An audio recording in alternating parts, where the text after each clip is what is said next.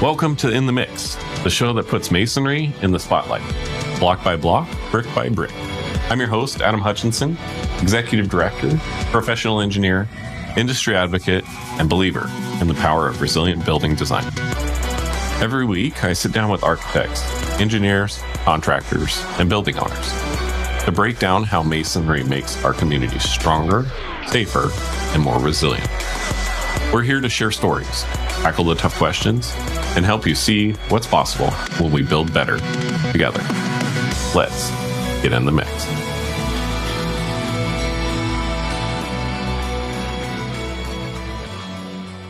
Recorded live at the California Masonry Council's Design and Expo Day, I sit down with Christian Benoit, the first place winner in the concrete block category, and a student who had never worked with masonry before this project. Christian walks us through how he turned a studio assignment on compressed stabilized earth block and rammed earth into an award-winning CMU design, why masonry might be sequestering more carbon than anyone has ever realized, and why he thinks architecture schools are missing the boat on teaching masonry the way they teach mass timber. Along the way, we discuss the real comparison between wood frame and CMU walls, how California's climate zones changed the insulation game, and why 150 students showing up to one event might be the blueprint for getting the next generation into the trade. So my name is Adam Hutchinson. I'm with the Northwest Masonry Institute, and I'm doing a podcast called In the Mix. So today we're sitting down with Christian Benoit. Christian Benoit, yes. Yeah. Who won the first place for the concrete block category at this year's CMC Design and Expo Day. Yes. What was your project about? What did you... My project was specifically based on the category. It was concrete block. Yeah. It was actually a project that was derived based on two different methods. Okay. Compressed stabilized earth block and also rammed earth. Okay. So these are both using earth or soil as the main structural component or the construction method, material basically. But I modified the compressed stabilized earth block to a CMU. Since both are blocks, I just changed the material to be concrete. Awesome. But I've actually won previously an award on the 2x8 competition at ACLA in 2025. And I just retrofitted this project for this competition. So instead of one panel, it's 3 panels for this one. Nice. Yes. Okay. You said you're from Mexico. Where are you going to school right now? Right now, I'm at a community college called College of the Canyons up in Santa Clarita. Okay. And this school has actually a bachelor's level degree, a bachelor's of science in building performance, and that's what I'm currently pursuing. Awesome. Yes. That's really cool. Affordability is very big for me. I had a really good GPA and my academics and everything was great, my portfolio as well. But I didn't go the university route, even though after I had my associate's degree, due to the fact of the cost. I believe it's generally understood that, at least for architecture, it's better for you to go into the industry after you get an associate's or just general education. And if you can get into the industry that way early on, it's better, since the more experience you have, the more pay you have. It's also easier to find a job with experience instead of just a bachelor's degree or education. It's a very competitive industry. Definitely. Right? The architecture industry. Yeah, absolutely. So obviously, you came into this industry through the design competition. Did you have any background in masonry before that? Did you see it or recognize it before the project? So I had a background in basically associate earth materials. Okay. So I looked into the materiality of rammed earth, like I mentioned, compressed stabilized earth block. And some of those materials have been part of the coursework that I've done at my school. So a lot of the projects that I did at school were based on those materialities, or at least a mixture of wood framed with those materials. So try to mix multiple types of materials into one project. And in this case, one of my projects that I used for my studio class, which was this one, that I got first place this time, I just basically retrofitted it and made it qualify for this competition. Yeah.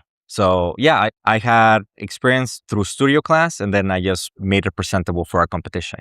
What excites you the most about masonry? Actually, the most interesting fact that I understood recently is that apparently masonry sequesters carbon, like CO2, not just throughout like a period of time of like 1 or 2 years, but it's actually throughout the whole life cycle of the material.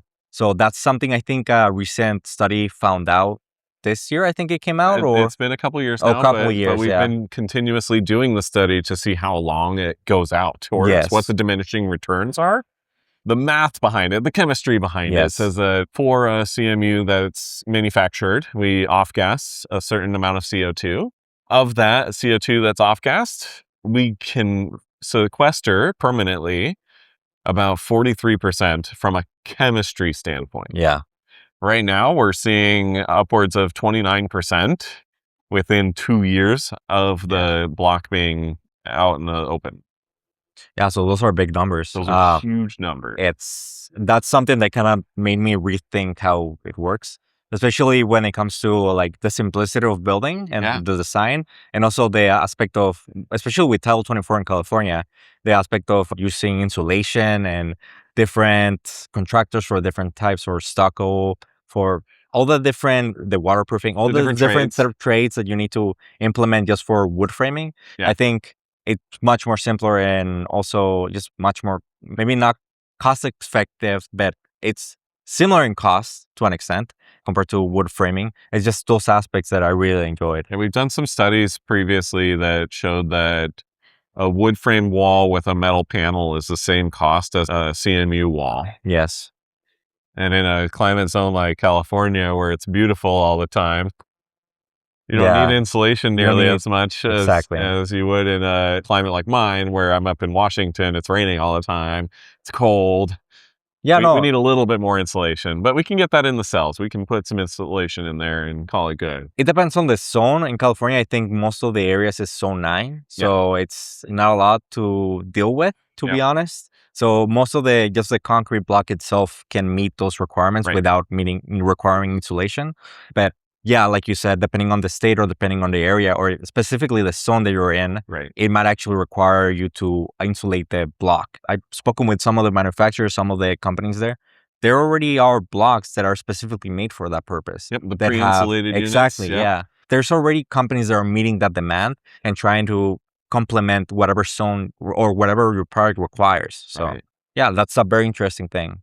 Yeah. So your program, your architecture program, it's building sciences, right? It's building performance, yes. Building performance. So do you have a masonry specific class in there, or is that something that you would like to see from our industry implemented in your program? I mean, I think in general, not just in my program, but making it more aware for other institutions that masonry could be an optimal material to use, especially in California, Yeah. I think that would be a really good and interesting thing to kind of comprehend or try to bring it to the students, make them aware. I think for anything, just like mass timber, there's different types of methods, different materials that you could use in construction and architecture, but there's not a simple or all solution or one solution for every single problem.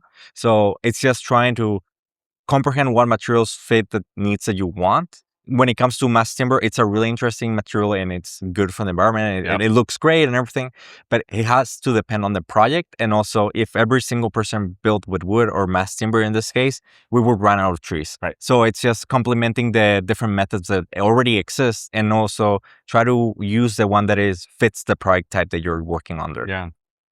So what are you excited the most about masonry industry? What I'm most excited, I think this is a really good view into the future. This is, I think, the first time I've seen it getting implemented, actually sending buses to schools. To pick up the students, to bring them to events. Yes, exactly. This is the first time I've seen that done by an organization doing an event like this. Yeah. And I think that's the next step. I think that's what the industry needs, I think, right now, because I've spoken with a lot of students and I've seen how students interact with the profession.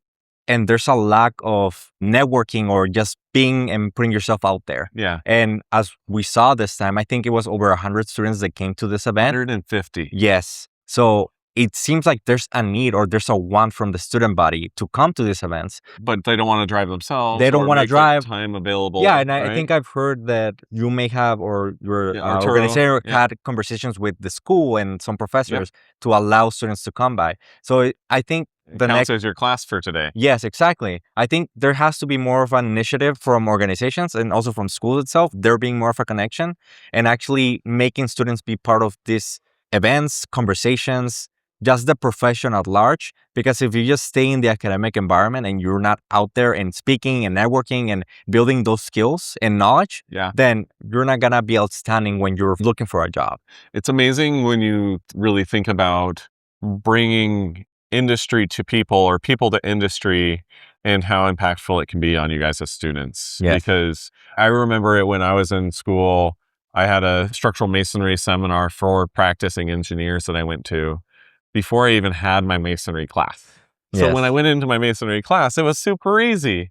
How is that? Like these events, you come in here and you see all of these public speaking opportunities that people are given. And even you going up on stage and accepting your award and shaking hands with these people that are promoting the industry, and they want to get more people like you involved in the industry.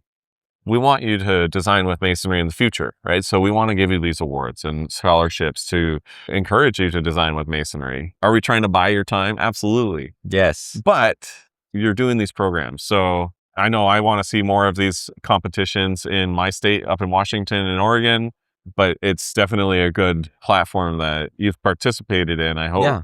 How much involvement did your professor have on your project? On my project? Well, I think I developed my core concept before. So I had the idea of what materials and everything. So that was pretty much myself.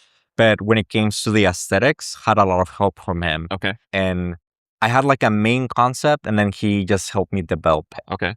Yes, he was really helpful for that. How much involvement did he have in helping interface with Arturo or setting up the program for you to compete in? My professor, Thomas, he's College of the Canyons instructor. He wasn't that involved when it came to, from what I understand, on developing the program that I'm currently attending, the bachelor's level degree. And was more so the chair of the architecture and interior design department, Jason Oliver. He's the current chair as well. So he, I think, was a big person that made it possible to create that program. That's awesome. Of course, with assistance with everyone else from the faculty. Yeah. But Thomas was hired after the fact, once he was hired as an instructor. Yeah, absolutely. I think I was more interested from somebody like me putting together one of these programs. I always get asked from professors how much involvement they need to be involved in promoting to students how to get involved in these competitions. Oh, okay. You know of any of that? It was mostly me doing it. Like I just did it. I think, there has to be more awareness of maybe not the professors themselves, but the institution, the leader of the institution, or at least someone that's in charge of marketing or just getting it out there more, maybe doing the newsletters under their school, like email system, sending like a newsletter. Hey, these are the events that are coming up. If you're interested, attend. I think there's not much of an issue of getting that information out there because it's architecture, especially in California, it's very connected and someone is going to know someone doing something.